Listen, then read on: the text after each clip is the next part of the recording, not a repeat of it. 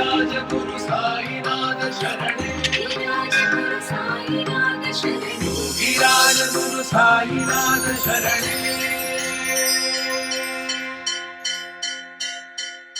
எங்கும் பாபா அப்படிங்கிற இந்த நிகழ்ச்சி முழுக்க முழுக்க சாயி சச்சரித்தத்தை அடிப்படையாக கொண்டு உங்களுக்காகவே உருவாக்கப்பட்டது.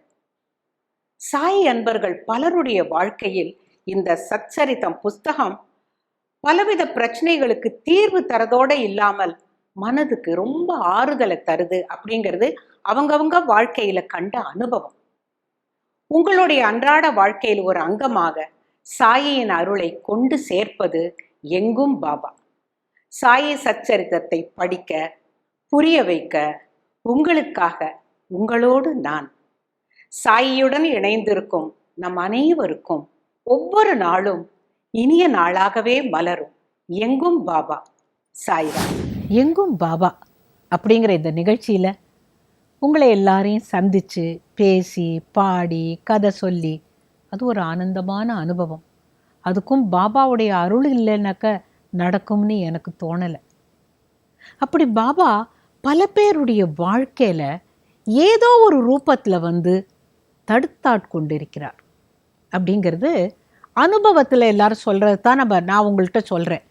நானாக எந்த கதையும் சொல்லலை, நடந்த விஷயங்கள் தான். அது 2 பள்ளி சகோதரிகள் கதையாக இருந்தாலும் சரி, மனுஷன் கதையாக இருந்தாலும் சரி, என்ன சொல்லப்பட்டதோ உண்மையானவைகளை மட்டும்தான் இந்த எங்கும் பாபா நிகழ்ச்சியில் உங்களுக்கு கொடுத்துக்கிட்டு இருக்கோம். பெங்களூரில் ஒரு பேராசிரியர் விஷ்கந்தா அப்படின்னு அவர் பேர். விஷ்கந்தாங்கிறவர் அவருக்கு 7 வயசாக இருக்கும்போது அவருடைய அப்பா அகால மரணம் அடைஞ்சிடுறார். அது வரைக்கும் நல்ல செல்வ செழிப்பில் இருந்தாங்க. ஆனால் அவர் கொஞ்சம் நிறைய செலவழித்து ரொம்ப வசதியாக இருந்தவர். திடீர்னு போன உடனே அந்த அவருடைய மனைவிக்கும் அந்த மகனுக்கும் அவருக்கு 7 வயசு. அப்போது அவன் அந்த பையன் என்ன பண்ணினான், அந்த விஷ்கந்தாங்கிறவர், அந்த பையன்னே சொல்கிறேன், அவன் என்ன பண்ணான், 11 நாள் வரைக்கும் அவன்தான் அந்த காரியங்கள் எல்லாம் செய்ய வேண்டி வந்தது. அப்பாவுக்கு இறந்த பிறகு செய்கிற அந்த ஸ்ராத்த திதின்னு சொல்லுவாங்களே, அந்த மாதிரி இந்த சிலதெல்லாம் செஞ்சாங்க. செஞ்சுட்டு 12ஆம் நாளைக்கு என்ன பண்ணால் இவன் ஸ்கூலுக்கு போனான். ஸ்கூலுக்கு போயிட்டு மத்தியானம் வீட்டுக்கு வந்துட்டு, அம்மா சாப்பிட வரலாமா? நான் போது இருப்பா, இன்னும் சமையலே ஆகலை, நீ போய் கொஞ்சம் நேரம் வாசலில் விளையாடின்ற அப்படின்ன பொழுது வீட்டு வாசலில் வராண்டால, அதாவது இவங்க வீடு எப்படின்னு கேட்டால் பின்னால் வீடு, முன்னால் ரொம்ப தூரம் நிலம், செடி கிடி எல்லாம் இருக்குமா. இதை தாண்டி தான் அங்கே வரணும். அவன் அந்த வராண்டாவில் விளையாடிட்டு இருந்தான். அப்போது அந்த வாச கதவுக்கிட்ட ஒரு 9 வயசு இருக்கும் ஒரு சின்ன பையன், நல்ல ஒரு ரோஜா நிறத்தில் இருந்தான். வெள்ளை கலர் கஃப்னி, வெள்ளை கலர் தலையில் துணியும் கட்டியிருந்தான். இந்த பையனை பார்த்த உடனே இவர் என்ன நினச்சாராம், வா வா அப்படின்னு உள்ளே கூப்பிட்டாராம். இவர் என்ன நினச்சாரான்னா, அவங்க அப்பாலாம் நல்லா வாழ்ந்துட்டு இருந்த பொழுது அவங்க வீட்டில் வார சாப்பாடு சாப்பிட்றதுக்கு பசங்க வருவாங்களாம். வார சாப்பாடுனா ரொம்ப ஏழையான பசங்கள் சாப்பாடுக்கு இல்லாததுனால எல்லாரும் என்ன பண்ணுவாங்க, சரிப்பா நீ வந்து திங்கக்கிழமை அன்னைக்கு மத்தியானம் சாப்பாடு எங்கள் வீட்டில், பக்கத்து வீட்டு அம்மா சொல்லுவாங்களா, நீ அப்போ செவ்வாய்க்கிழமை அன்னைக்கு வந்து எங்கள் வீட்டில் சாப்பாடு, அது பேர் வார சாப்பாடு. அவங்கள வாரதா அண்ணா அப்படிம்பாங்க. அந்த பையங்களை மரியாதையோடு அண்ணாம்பாங்க. காரணம் அவன் வார சாப்பாடு சாப்பிட்டாலும் படிக்கணும்னு ஆசைப்படுறான்ல, அதனால அவனுக்கு ஒரு மரியாதை. விளையாடிட்டு இருந்தப்போ இந்த பையனை கூப்பிட்டா இந்த பையன் அங்கே வந்துட்டு அவர் நிற்கிறாராம்.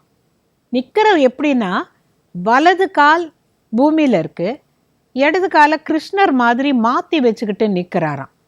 அப்படி மாற்றி வச்சுக்கிட்டு நிற்கும்பொழுது 9 வயசு பையன் தானே, இவர் இப்படி நிற்கிறத பார்த்தா இந்த பாபா படம் மாதிரி இருக்கே, பாபா காலை மாற்றிட்டு நிற்பாரு அந்த மாதிரி இருக்குன்னு அந்த பையன் நினைக்கிறான். எப்போவோ பார்த்த நினைவு, ஒன்றும் நிச்சயமாக தெரியல அவனுக்கு. அப்புறம் அம்மா உன்னை பார்க்கறதுக்கு யாரோ வந்திருக்கா அப்படின்னு அவன் சொல்கிற பொழுது இந்த கூட வந்த பையன் கன்னட பாஷையில் சொல்கிறான், ஆமாம் உங்கள் அம்மாவை தான் பார்க்க வந்திருக்கேன், கூப்பிடு அப்படின்னு கன்னடத்தில் சொன்னாராம். அந்த அம்மா அங்கேருந்து வெளியில் வந்துட்டு, அடாடா நான் இன்னும் சமையல் முடிக்கலையேப்பா, கொஞ்சம் உட்காந்துறேன், நீ கொஞ்ச நேரம் உட்காந்துற, ஏதோ இப்போ சமையல் முடிச்சிடுறேன். ஒரு காலத்தில் சீரும் சிறப்புமாக வாழ்ந்தோம். எங்கள் வீட்டுக்கார் எங்கள் மாமனார்லாம் இருந்த பொழுது எவ்வளோ பேர் சாப்பிடுவாங்கன்னா எவ்வளவு சமையல் பண்ணி போடுவேன், ஒன்றும் இல்லாத இப்படி ஆயிட்டேனே அப்படின்ன பொழுது அதுக்கு தான் நான் வந்திருக்கேன் அப்படின்னு சொல்லிட்டு இந்த பிஷ்கந்தாவுடைய தோளில் கை வச்சு அந்த சின்ன பையன் இந்த அம்மாவை பார்த்து ஒரு அபய ஹஸ்தம் காட்டிட்டு, அதுக்கு தான் நான் வந்திருக்கேன், உங்கள் கஷ்டமெல்லாம் இனிமே இருக்காது அப்படின்னு சொல்லிட்டு தன்னுடைய கஃப்னியிலேருந்து ஒரு புகைப்படத்தை, தன்னுடைய புகைப்படத்தை எடுத்து அந்த குழந்தை கையில் கொடுத்தாராம். கொடுத்துட்டு அவர் போயிட்டார். அவள் அம்மா, ஐயோ இன்னும் கொஞ்ச நேரம் இருந்தால் நான் சமையல் பண்ணி போட்டிருப்பேனே, இன்றைக்கி என்னமோ கடந்ததெல்லாம் நினச்சி நான் ரொம்ப வருத்தப்பட்டுருக்கேன் அப்படின்னு அந்த அம்மா கொஞ்சம் லேசாக அழுதாங்களாம். அப்படியே காலம் மாறி போச்சு. அந்த படத்தை இவர் ரொம்ப நாள் வச்சுட்டு இருந்தார். பட் ஒரே மாதிரி காலம் இருக்கிறது இல்லையே, கஷ்டம் வந்தால் அப்புறம் அது ஒரு காலத்தில் மாறுமே. இந்த வீடு, அவங்க இருந்த அந்த நிலம், அந்த வீடெல்லாம் அவங்க அப்பா வச்சிருந்த கடனால் ஜப்திக்கு வந்தாச்சு. அந்த நேரத்தில் சரி, நம்மளால் இவ்வளோ பெரிய வீட்டில், பழங்கால வீட்டில் இருக்க முடியாது, வா நம்ம வேற எங்கேயானு போகலாம் அப்படின்னு சொல்லிட்டு அவங்க கிளம்புறாங்க. அதுக்குள்ளே இந்த பையன் படித்து நல்லா வந்துட்டான். காந்தி நகரில், பெங்களூரில் காந்தி நகரில் அவங்க ஒரு வீட்டுக்கு போகிறாங்க. அந்த வீட்டுக்கு போய் சாமான்கள்லாம் எடுத்து வைக்கும்போது இந்த பையன் தேடுறான், அந்த விஷ்கந்த் தேடுறாரு, எங்கே பாபாவுடைய படம், எங்கே பாபாவுடைய படம்னு. அது காணா போயிடுச்சு. இவங்களுக்கு ஒரு நல்ல வழி காட்டிட்டு அந்த படம் மறைஞ்சு போயாச்சு. இவங்க வீட்டுக்கு 2 வீடு தள்ளி பார்த்தா அங்கே ஒரு கோவில். என்னடா கோவிலில் போய் பார்த்தா பாபா கோவில். அப்பா அம்மா சொன்னாலாம், அன்னைக்கு 9 வயசு பையனாக வந்தான் பாரு ஒருத்தன், அதுதான் பாபா. வந்து படத்தை கொடுத்தாரு பாத்தியா, நம்ம அந்த படத்தை தானே நம்பி இருந்தோம், இன்னைக்கு பாரு நம்ம நல்ல நிலைமைக்கு வந்துட்டோம். அந்த பெரிய வீடு போனால் என்ன, இப்போ காந்தி நகரில் நல்லா இருக்கிறோம். இங்கே பக்கத்துலேயே பாரு பாபா கோவில். இப்போ புரியுதா, பூரணமாக நம்பணும். அவருக்கு நான் சாப்பாடு போடணுன்னு ஆசைப்பட்டேன், இன்றைக்கி யார் வந்தாலும் சாப்பாடு போடலாம். அந்த விஷ்கந்தாங்கிறவர் இன்றைக்கி ப்ரொஃபஸராக இருக்கிறாரு. அவர் எத்தனை பேருக்கு எத்தனை விதமாக உதவி பண்ணுறார் தெரியுமா? காரணம், அன்னைக்கு பாபா ஏற்றி வைத்த அன்பு விளக்கு அணையாமல் இந்த குடும்பம் காப்பாற்றிட்டுருக்கு. அது போல தான் நமக்கு கஷ்டம் வரும்போது நான் இருக்கேன்னு அந்த கையை காட்டினார் பாருங்க அந்த அம்மாவுக்கு.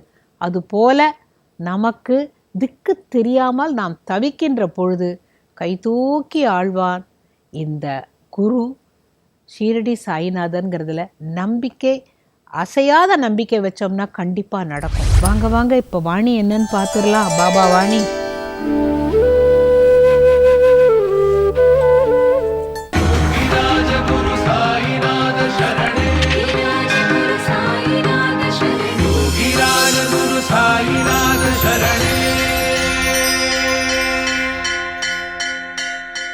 வேதங்கள் உணர பயிற்சி செய்ய தொடங்கும் பொழுது உலகம் ஒரு மாயை என்றும் நிலையற்றது என்றும் அறிந்து கொள்வதால் உலக ஆசைகள் மீதான பற்று குறைந்து முடிவில் பற்றற்ற நிலையை பெறுகிறோம். பிரம்மம் என்பது நமது குருவை தவிர வேறல்ல என்றும் அவரே முழு நிச்சய நிலையில் நாம் காணும் அண்ட சராசரங்களிலும் வியாபித்து ஆட்கொண்டிருப்பதையும் உணர்ந்து அவரை எல்லா உயிர்களிடத்திலும் கண்டு வணங்கத் தொடங்குகிறோம். நமக்கு இந்த அறிவு எப்போ வரும்? குரு அருள் இருந்தாதான். இப்போ எல்லாரையும் சமமாக பார்க்கணுன்னு வாயால் சொல்லிடுவோம், உண்மையான வாழ்க்கையில் அப்படி நடக்க மாட்டோம். இது பாருங்களேன், இந்த மாயையெல்லாம் போய் பிரம்மம் என்பது நமது குருவை தவிர வேறல்ல என்றும் அவரே முழு நிச்சய நிலையில் நாம் காணும் அண்ட சராசரங்களிலும் வியாபித்து ஆட்கொண்டிருப்பதையும் உணர்ந்து அவரை எல்லா உயிர்களிடத்திலும் கண்டு வணங்கத் தொடங்குகிறோம். இதுதான் மனப்பக்குவம்ங்கிறது. இந்த மனப்பக்குவம் வரதுக்கு நமக்கு பக்தி வேணும். மனப்பக்குவம் எல்லாருக்கும் எல்லா வேளையிலையும் வராது. இந்த பக்தியை தொடர்ந்து செஞ்சோம்னா கண்டிப்பாக நமக்கு அந்த மனப்பக்குவம் வரும். உலகம் எல்லாமே இறைவனால் படைக்கப்பட்டது, அன்பு மயம். அந்த அன்பை பகிர்ந்து கொள்வோம், அந்த அன்பிலே நாம் திளைப்போம். அதுதான் அந்த அன்போடு வாங்க கோயிலுக்கு.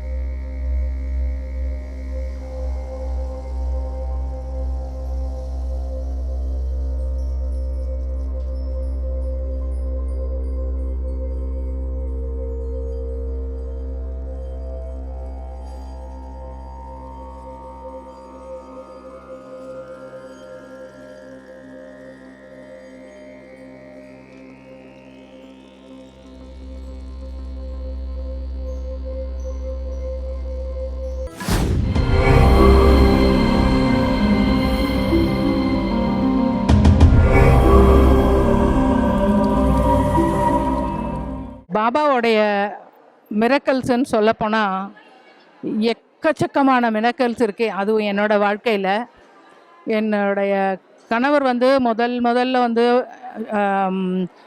ராகவேந்திரா மடத்துக்கு தான் நாங்கள் அடிக்கடி போவோம் வியாழக்கிழமையில்.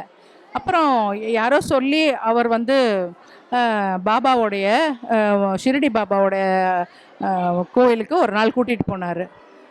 அன்னைக்கு போயிட்டு வந்த அன்னைக்கு என்ன ஆச்சு, எங்களுக்கு நான் வந்து ரொம்ப ஒரு பெரிய நம்பிக்கை இல்லை, இருந்தாலுமே அவரோட கோயிலுக்கு போயிருந்தேன்.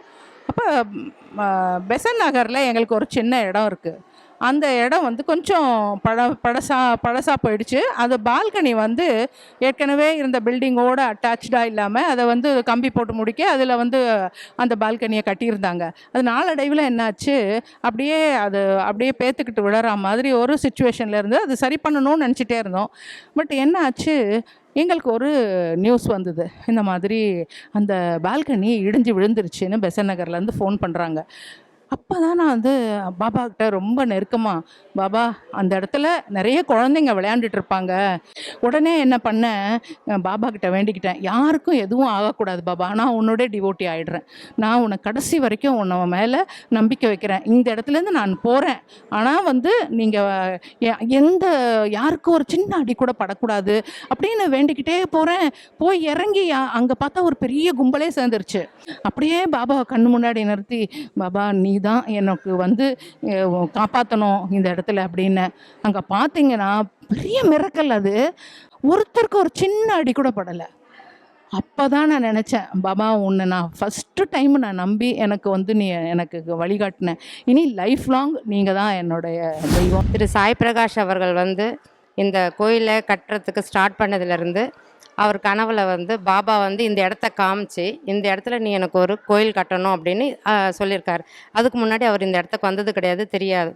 அப்புறமா அவருக்கே இந்த இடத்துல வந்து இந்த கிராமத்தில் இவ்வளோ பெரிய கோயில் கட்டுறது வந்து ஒரு பெரிய மிராக்கல் தான். எப்படின்னா 80 அடிக்கு மேலே ஒரு நீளம், 50 அடிக்கு அகலத்தில் ஒரு பில்லர் கூட இல்லாமல் கட்டினது. எந்த இடத்துல இருந்து பாபாவை பார்த்தாலும் கிளியராக பாபா தெரிகிற மாதிரி அவ்வளோ அழகான ஒரு பாபா அமைஞ்சிருக்கு. பாபா வந்து 5.5 அடி ஹைட்டு, அவ்வளோ அழகான பாபா. அவர் 2015 ஸ்டார்ட் பண்ணார் இந்த கோயிலில்.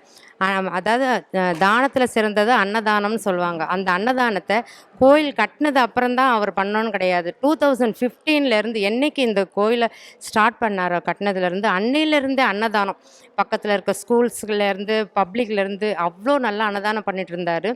இந்த போன வருஷம் இந்த கும்பாபிஷேகத்துக்கு நம்ம ஷீரடியிலேருந்து எல்லா ஐயர்களும் வந்து அவ்வளோ நல்லா சிறப்பாக பண்ணி கொடுத்தாங்க. எதாக இருந்தாலும் அவர் முன்னே இருந்து இந்த சுற்றுப்பக்க கிராமத்தில் எல்லாருக்கும் அவர் பண்ணுறது அன்னதானம். அன்னதானம்னா எல்லா இடத்துலையும் பண்ணுற மாதிரி ஒரு கப்புலையோ அந்த மாதிரி வச்சு பண்ணுறது கிடையாது. அவர் வயிறு நிறைய இலையை போட்டு, வாழை இலையை போட்டு எல்லாருக்கும் இத்தனை வருஷமாக நாங்கள் பார்க்குறோம். அவ்வளோ கிராண்டாக எல்லாருக்கும் அன்னதானம் பண்ணுறாரு. அது வந்து பெரிய ஒரு என்ன சொல்கிறது, பெரிய தானம். அது வந்து ரொம்ப ஆச்சரியமான ஒரு விஷயமும் இன்றைக்கி 5 வருஷமாக தொடர்ந்து பண்ணிட்டுருக்காரு. இந்த இடத்துக்கு கூட நான் இன்றைக்கி வருவேன்னு நினச்சி கூட பார்க்கல. என்னுடைய சகோதரி ஜெயந்தி அவர்களுடைய அழைப்பின் பேரில் நான் இங்கு வந்து இருந்தேன். ஆனால் இங்கு வந்து பாபாவை பார்த்த பிறகு என் மனசு கொஞ்சம் சற்று அலைப்பாய் கொண்டிருந்த மனதெல்லாம் அடங்கின மாதிரி ஒரு உணர்வு, பாபாவே என்னுடன் நேரடியும் பேசுகிற மாதிரி ஒரு உணர்ச்சிகள். இந்த கருங்குழிக்கு தாண்டி நான் எவ்வளவோ தடவை எங்கள் ஊருக்கு போயிருக்கேன். ஆனால் நான் வந்து இந்த பாபாவை பார்க்குற அருள் வந்து எனக்கு இன்றைக்கி கிடச்சிருக்கு. ஆனால் பாபாவோட அருளால் நான் வந்து வாழ்க்கையில் நிறையா முன்னேற்றங்களெல்லாம் கண்டிருக்கேன். என்னுடைய பையனுக்கு 2 காலும் ஆக்சிடெண்ட் ஆகி ஆப்ரேஷன் பண்ணி நடக்க முடியாதுன்னெல்லாம் சொன்னாங்க. ஆனால் அந்த பாபாவை வேண்டி வேண்டி வேண்டி இன்றைக்கி என் பையன் நல்லா நடந்து ஒரு நல்ல நிறுவனத்தில் நல்லா வேலை பார்த்து வந்து ரொம்ப சந்தோஷமான வாழ்க்கை வாழ்ந்துட்டுருக்கான். இதுக்கெல்லாம் மூல காரணம் பாபாவோட அருள் தான் நினைக்கிறேன்.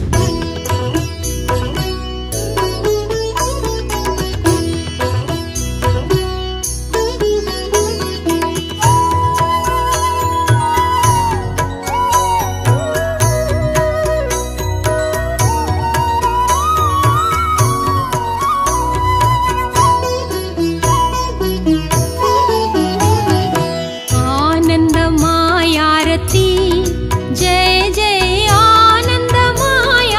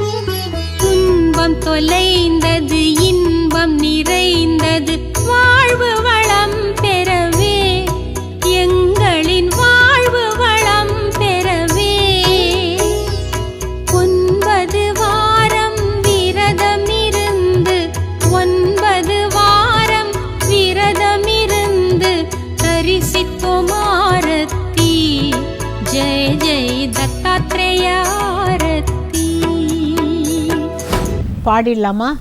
ஜெய் ஜெய் சாயிராம், ஷிரடிநாதன் சாயிராம், ஈசனும் சாயிராம், சர்வேஷனும் சாயிராம், ராமனும் சாயிராம், கிருஷ்ணனும் சாயிராம்.